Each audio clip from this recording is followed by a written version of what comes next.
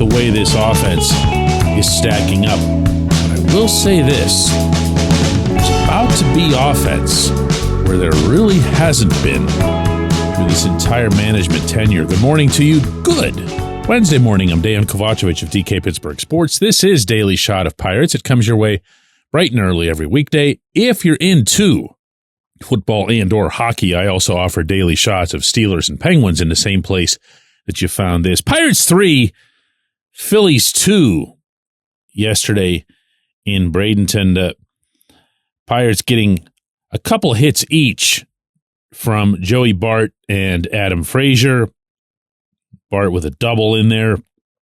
Thomas Harrington made his first spring start. He might be kind of hanging around on the fringe in case Bailey Falter's not ready to go. 1 run, 1 hit over 3 2/3. David Bednar with a nice little bounce back. A 13-pitch, 1-2-3 inning with a couple of Ks. But something else happened yesterday, and I kind of get the sense that it's going to be more significant than any individual game. Jason DeLay was optioned back to AAA Indianapolis. Now, that is not the kind of thing that's going to make, great big headlines anywhere, nor should it. But ever since Ben Cherington became GM, I've been deeply skeptical of his approach toward prioritizing defense behind the plate ahead of offense. If that doesn't mean anything to you, then maybe the name Luke Maile will. Yeah? No? Okay, for those of you who do remember Maile, he was a classic career $150 hitter. I want to say the last time I heard that name, he was in the Reds organization. But those were the kind of guys that Cherington was bringing in, and he was bringing them in by the bunches. Everybody had the same profile. All really good defensively, all really, really, really bad offensively.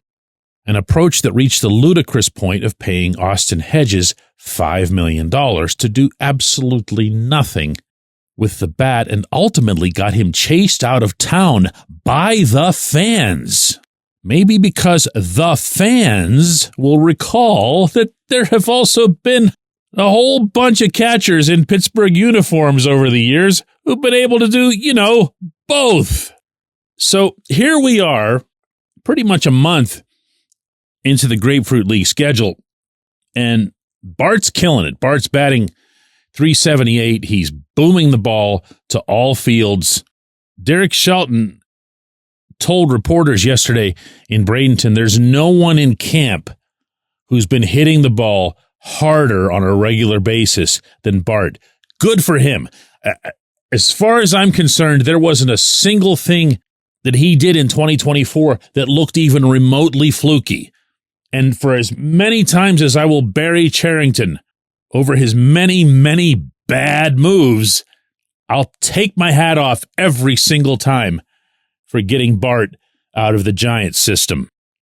Bart was the Pirates catcher when the season ended. Bart will be the Pirates catcher when this one starts. Bart will be the Pirates catcher when this season ends. So, one of the things that I had thought about entering this camp was that it might be a little tough to dislodge DeLay, who very much fit the old Cherington profile. And seeing DeLay go back to the minors with single-digit days left in spring training, that's going to raise the eyebrows, because the two catchers who are still here behind Bart are Endy Rodriguez and Henry Davis. Endy having been the Pirates' #1 prospect at any position just a couple of years ago, and Henry, of course, having been, the #1 overall pick in the draft. Well, this is good, because Endy has been outstanding at the plate.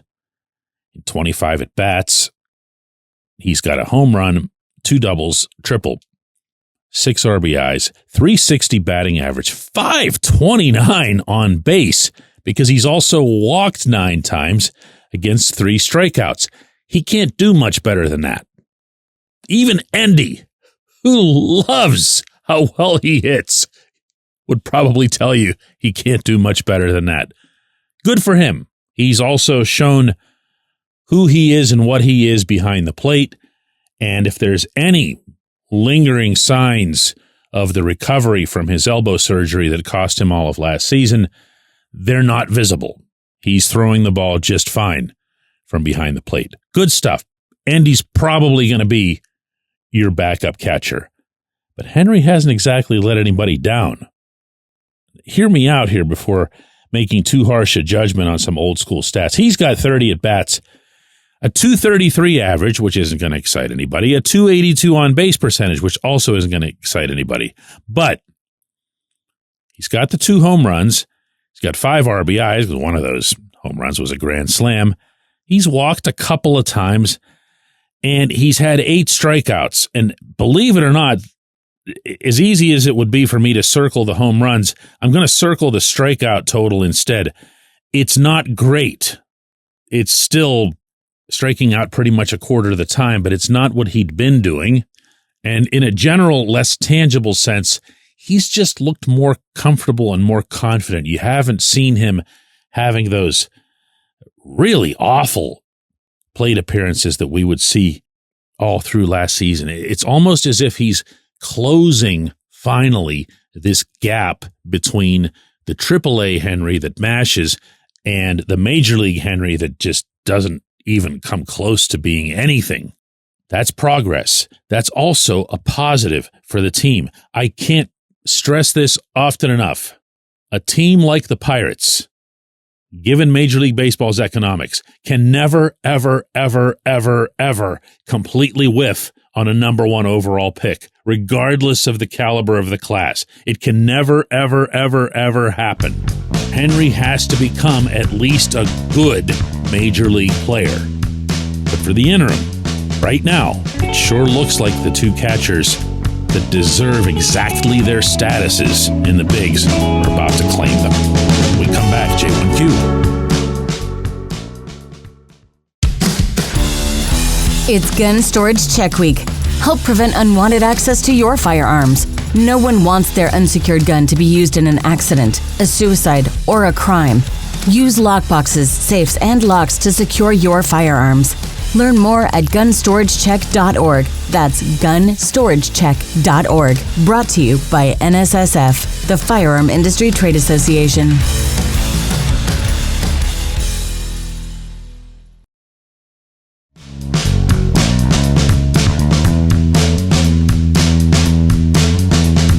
Today's J1Q comes from Anson, who says, DK, in my opinion, there's way too much focus on Paul Skeens, and I think that focus provides cover for Bob Nutting, Ben Cherington, and Derek Shelton. Can you imagine how exposed they would be without him?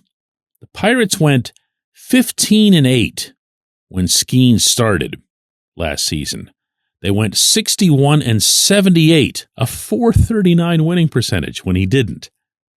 .439 over 162 games equals 71 wins. The foundation of this team is trash, and it didn't get any better over these past few months with the lipstick on a pig changes that they made. Anson, you ask there near the beginning of the little mini rant there, can you imagine how exposed Nutting, Cherington, and Shelton would be without him? You also, I think, kind of suggest that there's too much focus on Skeens because you'd rather see that be devoted to negative attention on the leave Skeens out of this. That's what I've got to say, meaning to that very specific sentiment that you raise. Skeens is Skeens. These guys and what they do to the team is a separate thing. He himself, meaning Skeens, has risen above this. He really has. He's performed above and beyond what anyone who comes through a Pittsburgh system should be doing, no matter how quickly they race through it. He's carried himself with class, saying all the right things, doing all the right things, both from his own perspective, as I discussed on yesterday's show, and from the team perspective. He has been, let me really underscore this, a model teammate. He is not someone whose head is in the clouds thinking about superstardom or Instagram for himself anyway, or anything further into the future than his own next start or his team's next game. So anytime anybody's going to invoke Skeens, just as a small example here, because I've brought this up on the show before too, is why doesn't Skeens say something about how terrible these guys are? That would make a difference. Well, yeah, it would. But just leave him alone. Let him pitch. Let him be his best self. This is his first full season in the majors. Skeens himself noted a couple nights ago, he said, this is my first spring training. And what he meant by that, he's obviously had a spring training before this, was that it was his first in which he knew what his role would be, wasn't trying to make the team, wasn't thinking about how much time he'd have to spend at this level or that level before getting to Pittsburgh. He's just pitching. That's what he wants to do. He wants to just pitch. And that's where I am with him too. I'll say whatever it is that I want to say, obviously, about management, about ownership, about the sport's screwed up economics, about other players on the team, whatever. I'm not going to tie him to that. And respectfully here, I feel like you're trying to do the same thing. I feel like you're trying to take seeing, hearing, and reading coverage out of Florida about Skeens and wishing instead that it was just some sort of smear thing on the people that you don't like. Just make one point without the other. I appreciate you. I appreciate everybody listening to Daily Shot of Pirates. We're going to do another one of these tomorrow. When? Oh, by the way, we will have something significant to talk about.